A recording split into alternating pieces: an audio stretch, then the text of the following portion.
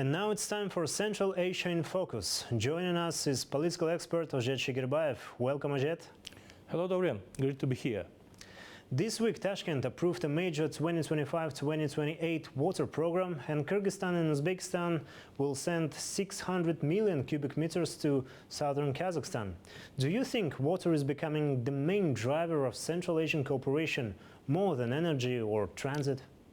Well, I would not put it quite this way. Rather, each issue has its own particular importance, and step-by-step efforts to resolve them will lead to mutually beneficial outcomes. For instance, we have already discussed earlier that the settlement of territorial disputes between Kyrgyzstan and Tajikistan resulted in the opening of road and air links between the two countries, and there is a goal to increase bilateral trade. At the same time, issues related to the water and water energy sectors are also quite significant, especially in the light of climate change projections. Well, according to the World Bank, against the backdrop of population growth and climate change, the water deficit will be up to 25 to 30% and is expected by 2050.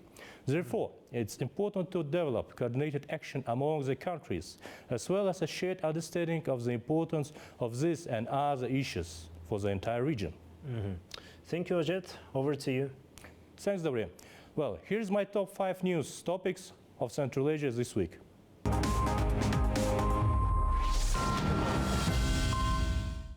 President of Uzbekistan, Mr. Shavkat Mirziyoyev, has approved the 2025-2028 Water Resource Management Program. Under this initiative, 2,500 kilometers of irrigation waterworks will be reconstructed and equipment at pumping stations will be replaced, reducing annual electricity consumption from 6.8 to 6.2 billions of kilowatt per hour.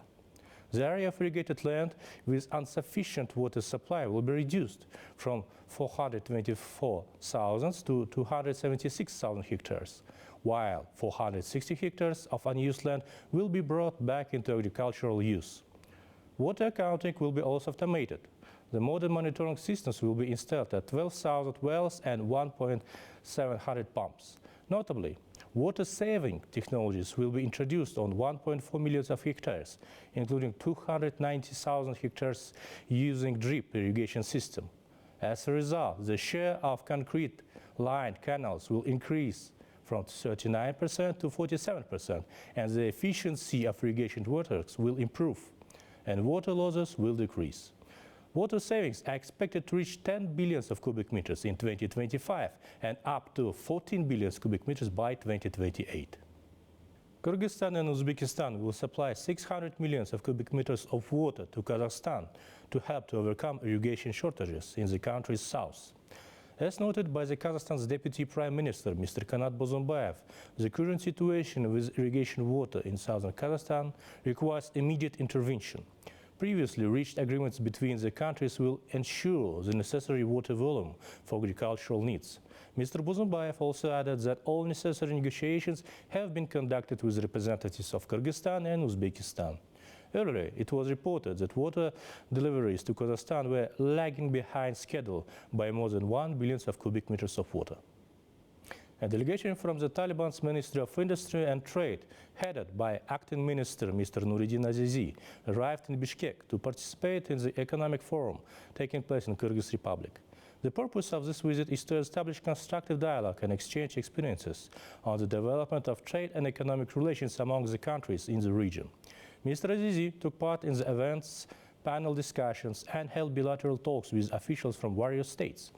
During the meetings, the Kyrgyz side expressed interest in exploring new mutually beneficial areas of cooperation, covering promising sectors of the economy, and informed the Afghan side about ongoing economic reforms and the significant potential for increasing the mutual trade between countries.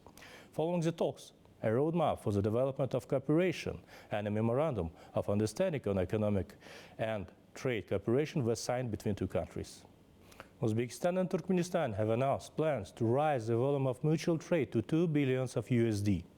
The agreement was reached following talks between Uzbekistan's Minister of Investments, Industry and Trade, Mr. Laziz Kudratov, and Turkmenistan's Minister of Trade and Foreign Economic Relations, Mr. Nazar Agakhanov, in the Turkmen city of Avaza, on the sidelines of the 3rd UN Conference on Landlocked Developing Countries.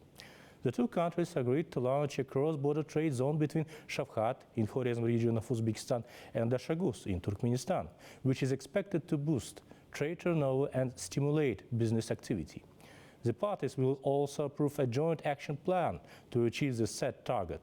In addition, the head of Uzbekistan's MIIT held meetings with the Turkmenistan's Minister of Industry and Construction, as well as with representatives of UNIDO and the United Nations Economic Commission for Europe. As of the end of 2024, trade between the two countries totaled 1.15 billion of USD, while in the first half of 2025 it already reached around 500 millions of USD.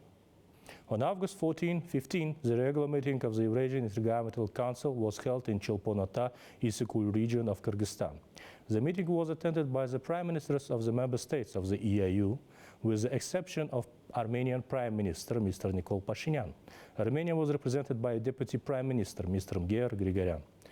The agenda included pressing issues of deepening integration within the EIU, including customs regulation, transport, exchange trading, the formation of common markets for medicines and the medical devices, as well as the environmental protection. The participants also discussed the concepts for developing common market for medicines and medical devices within the EU, along with the program for advancing exchange trading on the Union's common commodity exchange market. And that's all from my part, Dorian. Giving floor back to you. Thank you very much. It was Sajid Chigirbayev with his weekly segment Central Asia in Focus.